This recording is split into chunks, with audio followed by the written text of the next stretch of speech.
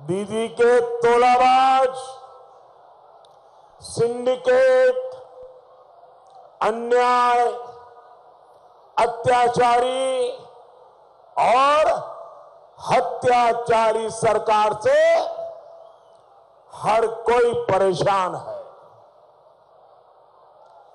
बंगाल और नंदीग्राम ही नहीं, बल्कि दीदी से तो अब नंदी भी अपनी नाराजगी खुलकर जताने लगे हैं।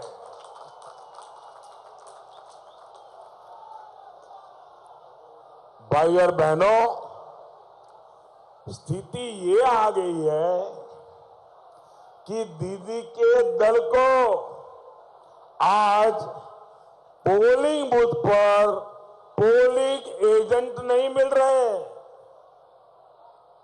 कुछ दिन पहले तक दीदी चुनाव आयोग पर, केंद्रीय वाहिनी पर पोलिंग एजेंट्स को रोकने का आरोप लगा रही थी। अब वो खुलेआम मान रही है कि उनके पोलिंग एजेंट्स ही उनके विरुद्ध बगावत करने लगे हैं। असल में हर गांव में माताओं बहनों का बहुत अधिक दबाव टीएमसी के कार्यकर्ताओं पर ही है। घर में ही दबाव पैदा होना शुरू हो गया है और माताओं व बहनों का अपने परिवार के व्यक्तियों पर दबाव क्या है? दबाव ये है कि वो गरीब, मध्यम वर्ग को लूटने वालों, खून बहाने वालों, हमारी आस्था, हमारी श्रद्धा को गाली देने वालों का साथ छोड़ दें। माताएं बहनें अपने परिवार में ही कह रही है। अपने नेताओं के खिलाफ टीएमसी के भीतर जो गुस्सा था वो हर रोज और तेज हो रहा है। लोग तो ये तक चर्चा कर रहे हैं कि 2 मई की बहुत बड़ी हार के बाद ये तृणमूल पार्टी ही बिखर जाएगी। टी उधर जाएगा, एम उधर जाएगा, सी उधर जाएगा। भाइयों और बहनों, आज मैं हावड़ा की भूमि पर ऐसे समय पर आपके बीच उपस्थित हूं जब बीजेपी का स्थापना दिवस है। बीजेपी की स्थापना के प्रेरणा पुंज है इसी धरती पर जन्म लेने वाले डॉक्टर श्यामा प्रसाद मुखर्जी। डॉक्टर मुखर्जी कहते थे कि शासन राज करने के लिए नहीं बल्कि नागरिकों के सपने पूरे करने का माध्यम होता है। यही तो आशोल परिवर्तन है जो पश्चिम बंगाल को चाहिए, जिसके लिए 2 मई के बाद बनने वाली बीजेपी की डबल इंजन की सरकार प्रतिबद्ध है।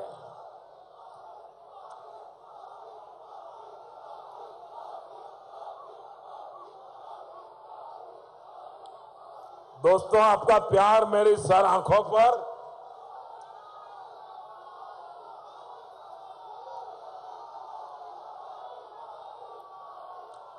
आज इस बार बंगाल के हर कोने में जिस प्रकार से आशीर्वाद की वर्षा हो रही है, आपके प्रेम में कोई भीग जाए इतना तो मैं समझता हूं।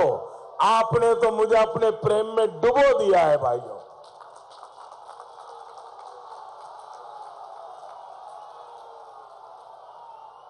भाई और बहनों, हावड़ा सहित पूरे पश्चिम बंगाल का उन्नयन, यहां का डेवलपमेंट, यहां के जल संसाधन, यहां के शिल्प, यहां के कृषक, इनको प्रोत्साहित करने से ही संभव है।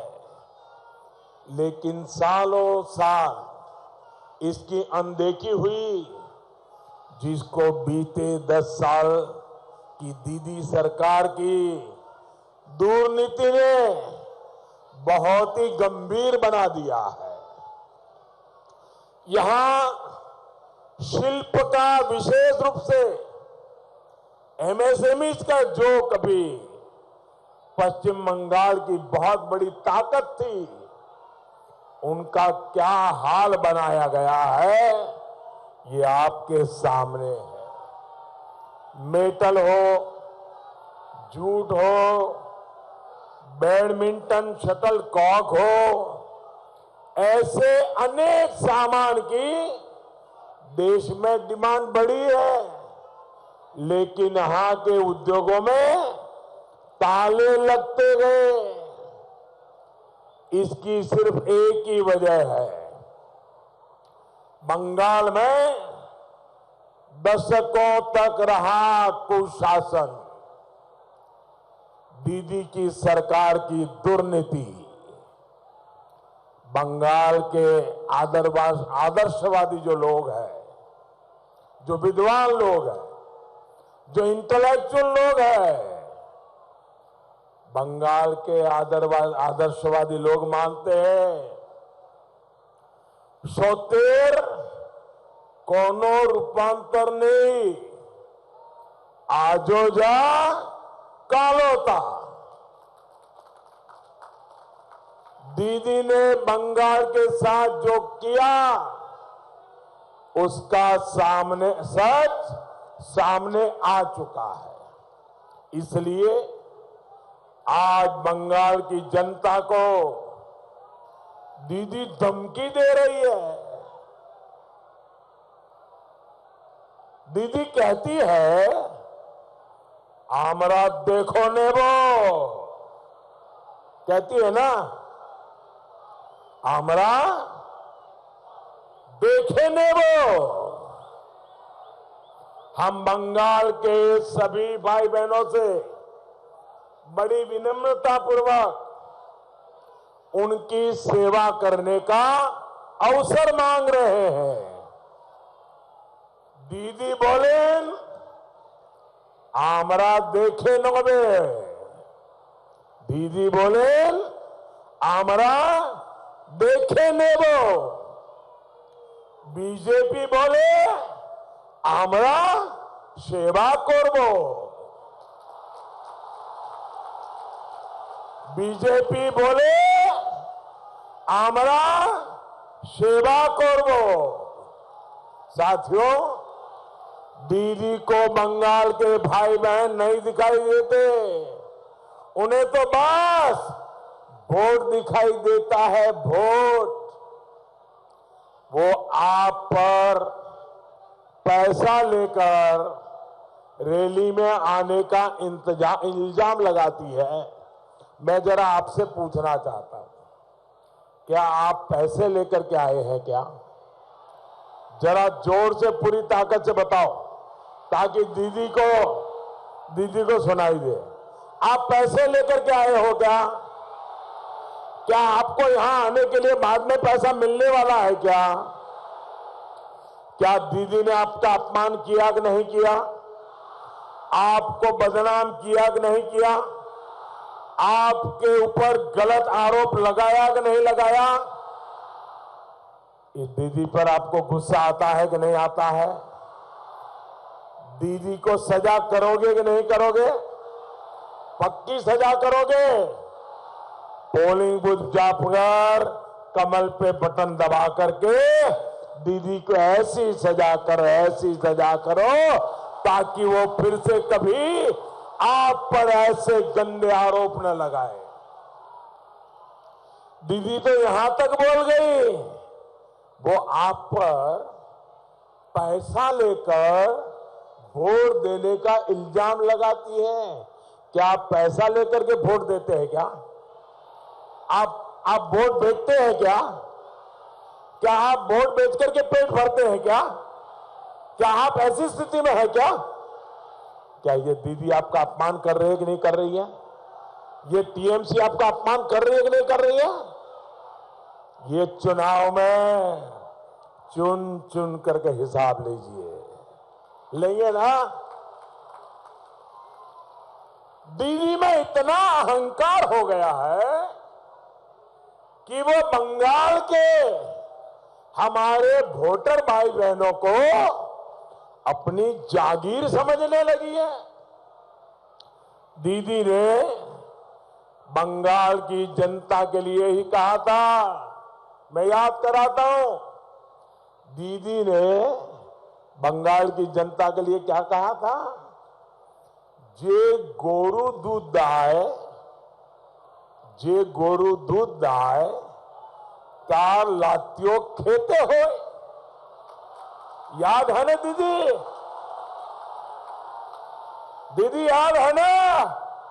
आपको याद है ना? आपको याद है ना?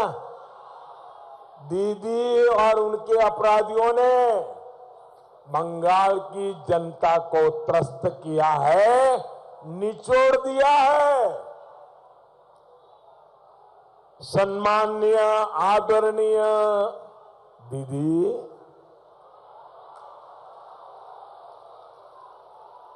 आदरणीय दीदी, ओ दीदी,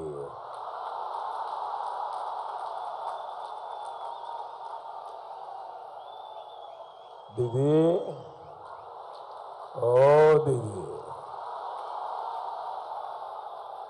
कितना विश्वास किया था बंगाल के लोगों ने आप पर। आपने बंगाल के लोगों का विश्वास तोड़ दिया। आपने बंगाल के भावुक लोग हैं, इमोशनल लोग हैं, आपने बंगाल के लोगों का दिल तोड़ दिया। दीदी, आपने बंगाल के लोगों का दिल तोड़ दिया। लेकिन दीदी, आप याद रखिए, दीदी आप याद रखिए, पापेर धन प्रायश्चिते जाए, पापेर धन प्रायश्चिते जाए, कोयला धुले मोयला जाए ना।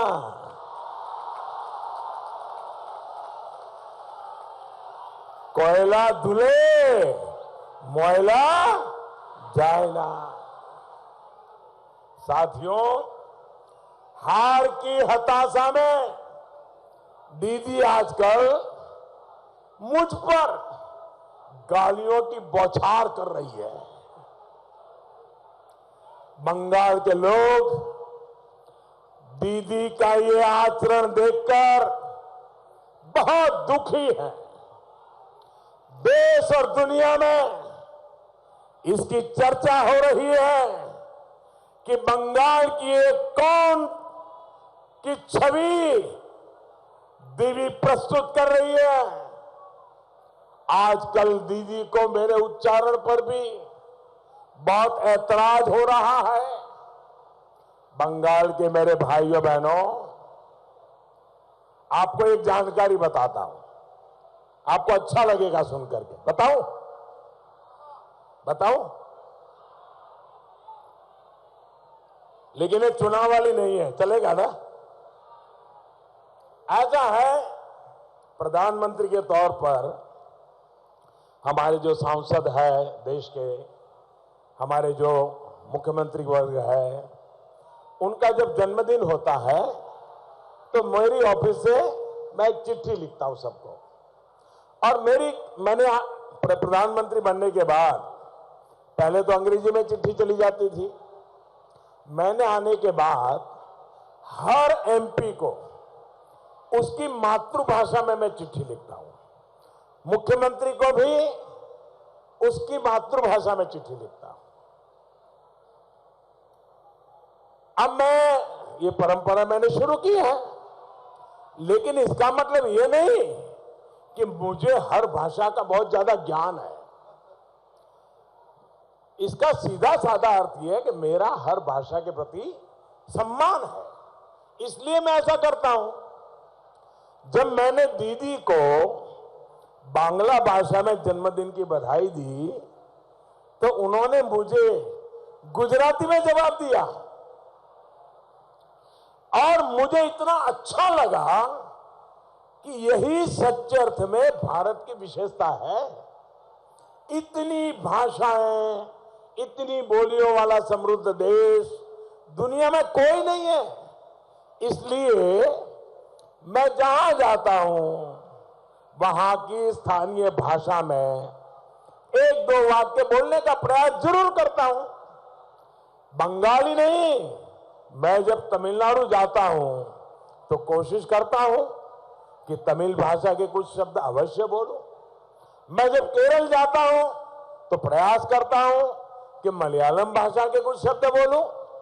ये हर भाषा के लिए अपनेपन का, श्रद्धा व्यक्त करने का मेरा एक तरीका है। ठीक है, उच्चारण की गलतियां होती हैं, लेकिन मैं पूरी ईमानदारी से प्रयास तो करता हूं। मैं तो हिंदी में भी बात करता हूं तो उसमें भी अनेक गलतियां होती हैं। मुझे पता है मेरे बांग्ला उच्चारण में भी बहुत सारे दोष होते हैं।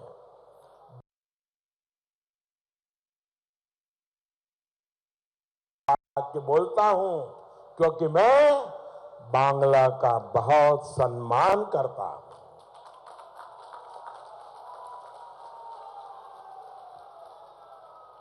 दीदी, ओ दीदी, अरे इसको तो प्रोत्साहित करना चाहिए, लेकिन वो मेरे इस प्रयास पर भी भड़की हुई है। साथियों, सोनार बांग्ला आचरण से बनेगा, साफ नीयत से बनेगा, सही नीति से बनेगा। बांग्लार आचरण হলো পরিচ্ছন্ন ব্যবহার। বাংলার আচরণ হলো মানব প্রেম ও দেশ প্রেম। বাংলার আচরণ হলো সত্যতার প্রতি নিষ্ঠা। বাংলার আচরণ হলো সেবা, त्याग बलिदान। साथियों, हावड़ा सिर्फ पश्चिम बंगाल की नहीं बल्कि पूरी दुनिया में भारत की पहचान का एक बड़ा प्रतीक रहा है।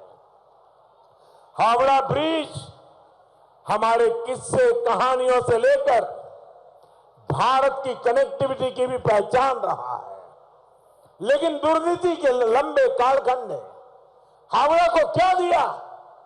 सिर्फ और सिर्फ दुर्दशा। दिधीर 10 বছরে রাজত্বে পৌরসভা আর পৌর নিগমগুলি মানুষকে ঠিকমতো পৌর পরিষেবা প্রদানে বেশি গুরুত্ব না দিয়ে building plan, water connection, parking अनुमोदने कटमनी, दुर्नीति, सिंडिकेट, टोलबाजी के अग्राधिकार दिए छे। इलेक्शन ना करिए लोकल सेल्फ गवर्नमेंट के राजनीतिक दले ऑफिस बनिए दीछे। साथियों, तृणमूल के सिंडिकेट का आंखों देखा हाल बताने वाला एक टैप पूरे देश में चर्चा का विषय बना हुआ है। न्यू टाउन से कैसे कंस्ट्रक्शन का सिंडिकेट विकसित हुआ, कैसे हावड़ा सहित पश्चिम बंगाल के अनेक शहरों को भाईपो सर्विस टैक्स ने बेहाल कर दिया, ये पूरे देश ने सुना है। हालात ये है कि सड़कें पानी से भरी रहती है और घरों में पानी आता नहीं है। गंदा पानी पीने से यहां के बच्चों में हैजा जैसी बीमारियां आम हो गई है। गंगा किनारे भी लोग प्यासे हैं। ये कहावत दीदी सरकार की दुर्नीति ने सही साबित की है। केंद्र सरकार ने यहां के सीवेज सिस्टम को ठीक करने के लिए पैसा भेजा, लेकिन वो भी सिंडिकेट की भेंट चढ़ गया। यहां के मिडिल क्लास को कंस्ट्रक्शन माफिया से बचाने के लिए केंद्र सरकार रेरा कानून लेकर के आई। पूरे देश में कानून लागू हो गया, लेकिन दीदी ने रियल एस्टेट माफिया के दबाव में रेरा कानून भी यहां लागू नहीं होने दिया। हमने झुग्गियों में रहने वाले गरीबों के लिए पीएम आवास शहरी के तहत लाखों घर स्वीकृत किए गए, लेकिन तोलेबाजों ने वो भी लटका दिए। माननीय दीदी, ओ दीदी, हमारे प्रयासों का एक प्रमाण ईस्ट वेस्ट मेट्रो कॉरिडोर भी है। इससे हावड़ा के हजारों साथियों का समय, पैसा और श्रम बचने वाला है। डबल इंजन सरकार यानी डबल विकास, डबल बेनिफिट और डबल स्पीड के साथ काम। साथियों, पश्चिम बंगाल को दीदी की सरकार की दुर्नीति ने ease of crime, ease of लूट दिया। बीजेपी सरकार ईज ऑफ लिविंग और ईज ऑफ डूइंग बिजनेस का आशोल परिवर्तन देने वाली है। अब जैसे केंद्र सरकार ने ग्रुप बी और ग्रुप सी की भर्तियों में इंटरव्यू खत्म कर दिया है। इससे सरकारी चाकरी में गरीब से गरीब को भी बराबर अवसर मिल पा रहा है। केंद्र की भाजपा सरकार की नई शिक्षा नीति के माध्यम से स्थानीय भाषा में पढ़ाई को प्रोत्साहित कर रही है। भाजपा सरकार की कोशिश है कि मेडिकल, इंजीनियरिंग जैसे अनेक टेक्निकल विषयों की पढ़ाई भी स्थानीय भाषाओं में हो। स्थानीय भाषा में पढ़ाई से गांव गरीब का बच्चा भी आसानी से डॉक्टर, इंजीनियर बन सकता है। भाइयों और बहनों, भाजपा सरकार की एक और विशेषता है वेलफेयर और विकास योजनाओं में महिलाओं की सबसे बड़ी भूमिका। टॉयलेट से लेकर बेटी बचाओ, बेटी पढ़ाओ, उज्ज्वला गैस कनेक्शन और जल जीवन मिशन, हर स्कीम बहनों बेटियों की सुविधा और सम्मान को ध्यान में रखते हुए चलाई जा रही है। यहां तक कि 3 तलाक के नाम पर हमारी मुस्लिम बहनों बेटियों के साथ जो अन्याय इतने समय से हो रहा था, उसे मुक्ति देने का काम भी बीजेपी ने ही किया है। साथियों, पहले 2 चरणों की तरह ही आज तीसरे चरण में भी आशोल परिवर्तन की लहर तेजी से आगे बढ़ रही है। अब हावड़ा की बारी है। अपने युवा साथियों से, नौजवान बेटे बेटियों से मेरा विशेष आग्रह है कि अपने परिवार में, अपने पड़ोस में आप आशोल परिवर्तन की हर बात पहुंचाइए। पहुंचाएंगे? घर घर जाएंगे, लोगों को बताएंगे, मतदान के दिन लोगों को घर से निकालेंगे, मतदान करवाएंगे, भाजपा को जिताएंगे। आपको हर सीट पर, हर बूथ पर एक ही बात ध्यान रखनी है, कमल छाप। ये बार कमल छाप, टीएमसी साफ। ये बार कमल छाप, टीएमसी साफ। ये बार भाजपा सरकार, ये बार डबल इंजन सरकार। आप सभी का यहां इतनी बड़ी संख्या में हमें आशीर्वाद देने के लिए, और विशेष करके माताएं बहनें, इतनी बड़ी तादाद में माताएं बहनें आशीर्वाद देने आई है। मैं आपका सर झुका करके आभार व्यक्त करता हूं। मेरे साथ पूरी ताकत से दोनों हाथ ऊपर करके बोलिए, भारत माता की, भारत माता की, भारत माता की। बहुत बहुत धन्यवाद।